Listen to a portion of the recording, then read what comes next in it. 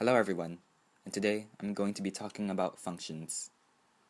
Now, to me, functions were rather intimidating and confusing at first, but the concept of functions can be really simple to understand. Functions are a way to show a relationship between an input and an output. It's like a machine, where you give it something and it gives a result in return. So, if you give the variable to f of the variable, then whatever happens to the variable on the right side of the equal sign gives us the value of the output.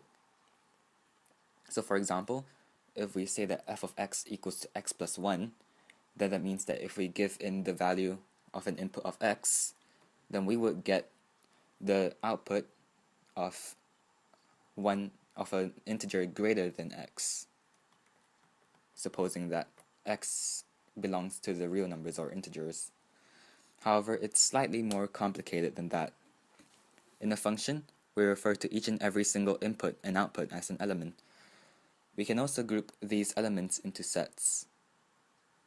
Two more terms we will learn of is the domain and the range. The domain could be considered the group that has all of the elements that can be input into the function, and the range is all the outputs we get.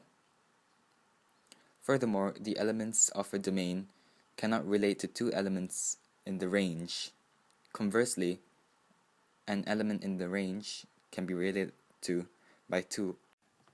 So if we take a look here, this is a diagram that I drew up, and it shows that the domains of an input can relate to the domains of a range. However, two or more elements in the domain can relate to the same element in the range, but it cannot happen in the reverse.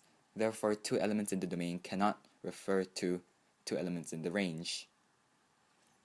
Lastly, a final tip.